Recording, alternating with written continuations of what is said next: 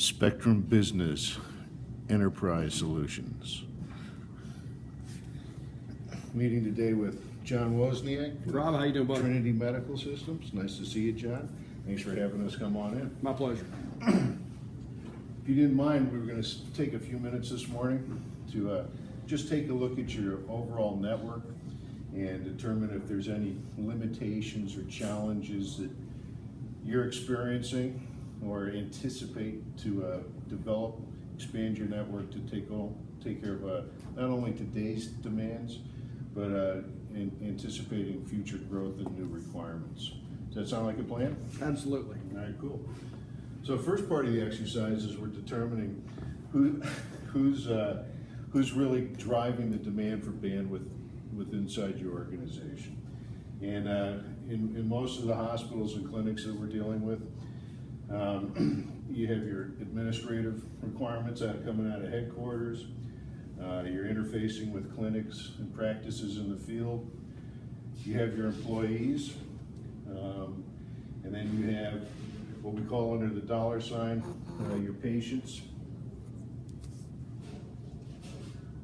and visitors to your facilities. And you can let me know if this one pertains to you too, but we had a very interesting one pop up in this column the other day. And it was vendors to the hospital. And what we were told was that the surgeons are actually bringing their iPads into the operating rooms, and they're getting real-time tutorials on some of the procedures they're performing using some of the new robotic techniques and technologies that are out there. Are you experiencing that at all too, or not? You know, that ties in a lot with our guest wireless. We have a lot of traffic on our guest wireless networks, and that's one of the things I'd like to talk with you about today. But yeah, we're finding that the physicians are using a lot of the guest wireless bandwidth, so we may wind up setting up their own network just for stuff like that. So potentially, okay. Yeah. So we'll put those down under the visitors over here, and we'll just add the little vendor. So it's a little cart with wheels on it. And this will be vendors. So all of these factors in here are driving the demand today.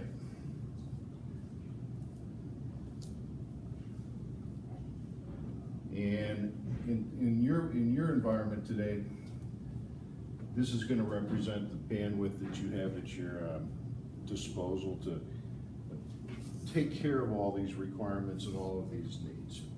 And what we're trying to evaluate at this time is to find out if there's any roadblocks for you to get into the cloud, where you potentially are bringing on board new and hosted applications and platforms to satisfy some of the initiatives that might be going on forward here. So, most important question for you is that at the end of this year, your goals and objectives for you to maximize that big bonus and payout in December for hitting your targets. What are a couple of the critical elements of the things that are driving you and your department this year? Well, if you're asking what some of our objectives for the network are this year, I mean, one of the biggest ones is we've got to do a major overhaul of our infrastructure. So, you know, we're going to be upgrading a lot of our core switches. We're going to be recabling and basically just doing a lot of core upgrades and backbone upgrades. Okay. One of the other things we've got on the roadmap for this year is the application development is going to be requiring some hosted services. Right. So that's another big one that we're doing this year. And where are those hosted services going to reside? They're cloud-based. So, first entry in over here into the cloud. Yep.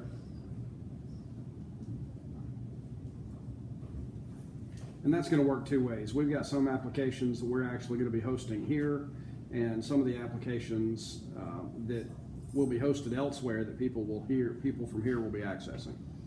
Okay.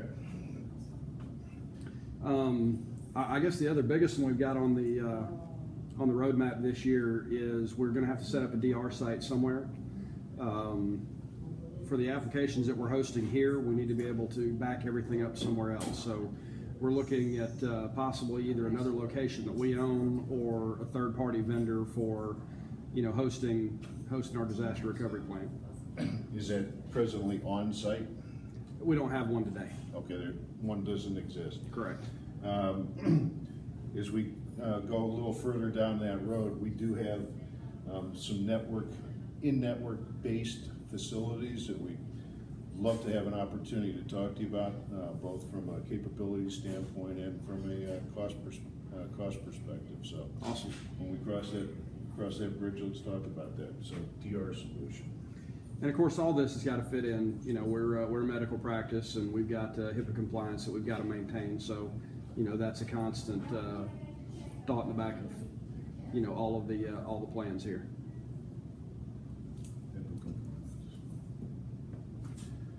You got a lot on your plate. It's going to be a busy year. Mm-hmm. So, Cisco's told us that over the last 3 years, bandwidth usage globally has gone up 500%, and that they're looking at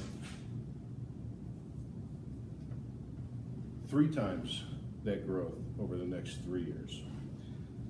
And what we're trying to evaluate today is whether or not this pipe can take care of what you're trying to accomplish here from the demand perspective, meet those objectives, and still satisfy demand. So, as you're looking forward to achieving these objectives, and that physical plant that we're working with today, that current state that you're in, what might be some of the obstacles? What are some of the demand drivers? Well, I guess we could take the obstacles in time right to our objectives. As far as the infrastructure upgrades, the bandwidth that we've got from you guys today, we're just we've got the cable modem from you guys, so we're hoping to migrate, from our coax to your fiber solution. All right. So one of the obstacles that we're dealing with now is the infrastructure. It's basically all copper. We don't have any fiber in the plant. Correct. Okay. There's the rest of it. Oh, thank you. And I guess the other thing that's driving this is the coax. While it's a great product, we really need some more reliable connection and a service level agreement. So I guess network uptime would be a great way to say that. We're getting to the point in our business that we just can't afford to have the internet go down ever. So in our enterprise products and services, we do offer a service level agreement, and you're telling me, if I'm hearing you correctly, that that's kind of paramount and tantamount going forward. It's mission critical now. SLA mission critical. Okay. And I don't know if we mentioned this earlier, but they brought me on to build out this network. They've kind of given me a mild budget that I have to stay within. So Everybody has one of those. Everything I do, I'm going to be a little price sensitive on it. We got to have what we got to have, but I don't want to pay any more than what we absolutely have to get there. Okay. So Got to stay within my budget. budget sensitivity.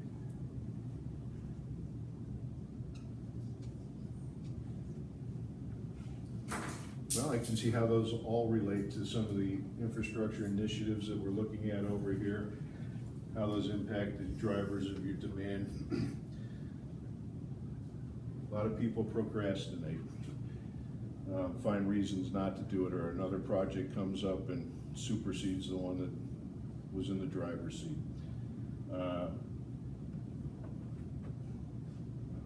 Why today, why now? Do we really have to address these issues? How's that impacting your business today?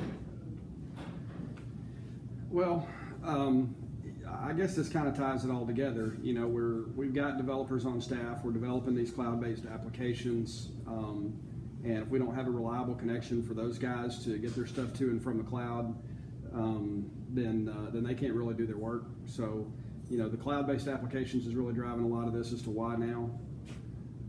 So I think I heard two things in there. That's the direction our business is going. We've got the developers on staff, and the hosted services and cloud-based is going full steam ahead. So those guys are on staff now. We've got to have it. I appreciate and picked up on another perception of yours too, though, how not moving in this direction rapidly and with the right resources could have an impact on your employees' morale. And there's nothing worse than having a frustrated employee that doesn't know how to get their job done or doesn't have the tools to get it done. That's a good one. The other thing that I don't think that we've mentioned before that I mentioned was that the owners of the company are looking at buying another laboratory out in California. So we may wind up looking for a connection out there, but that's just kind of indicative of how our owner is looking to expand our company. And you know, if he likes what he sees in California, he's got some pretty heavy investors, and he may be taking this network, you know, far in the next 12 to 18 months. So we're probably going to be growing pretty quick. So back down here under the current state is what I'm thinking I'm hearing is that you have plans to grow and expand this business very quickly and very rapidly. Is that correct? Either through employee growth or mergers or acquisitions? That's the vision of the company. That's what the owner's trying to do. Fantastic. And where did you say that other location would be? So I'm going to back up here in the driver's location. Burbank, California. They have one in California. This is the vendor break room? Yeah. In the vendor workroom. So What's that? we're adding one more location here in California going forward. Yep. Okay. Cool. Well, I think you painted a pretty good picture of where you are and where you want to go. And I think one of the benefits of looking and evaluating a charter, there's three of them actually. And we're going to call it the 111. You're dealing with a wholly owned network that has facilities and capabilities in roughly 29 states today. And in those areas that we don't have a physical presence, we have an opportunity to partner with some of our other brethren in the cable industry and provide circuits to you. So you're looking at a network that you can trust, you can grow with. Like I said, we're wholly owned and managed by ourselves. We provide a last mile connection, so your traffic, while it's in our network, never leaves our network.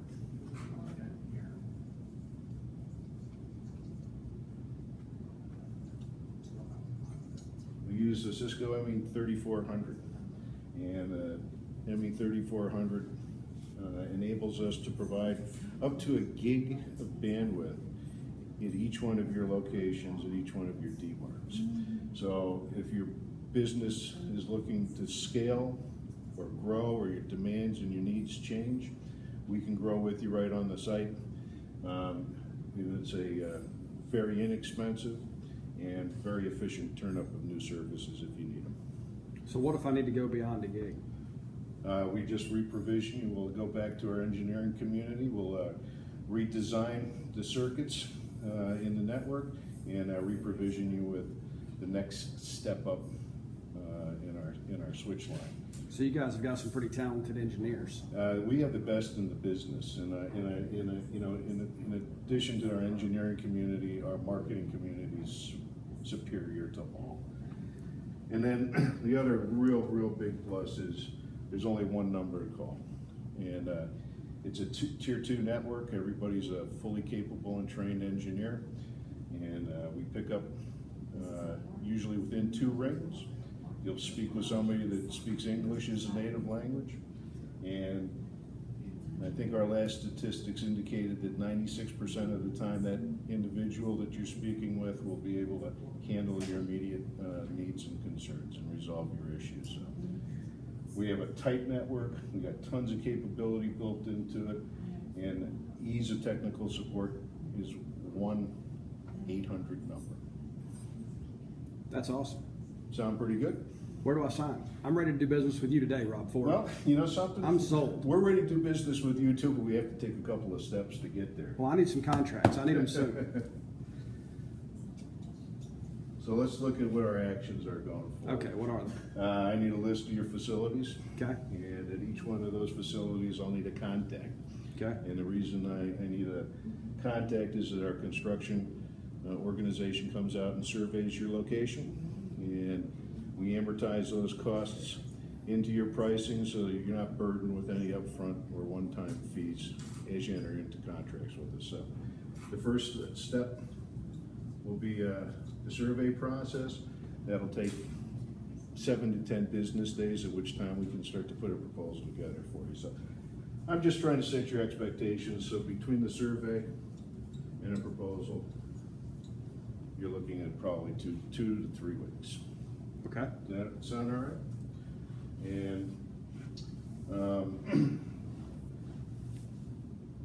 one of the other things that I just wanted to mention was that we do have some pretty doggone good references down here and referrals that we'd be more than happy to provide to you. We have St. Tammany Parish Hospital, Louisiana Heart Hospital, we have Oshner, and North Oaks.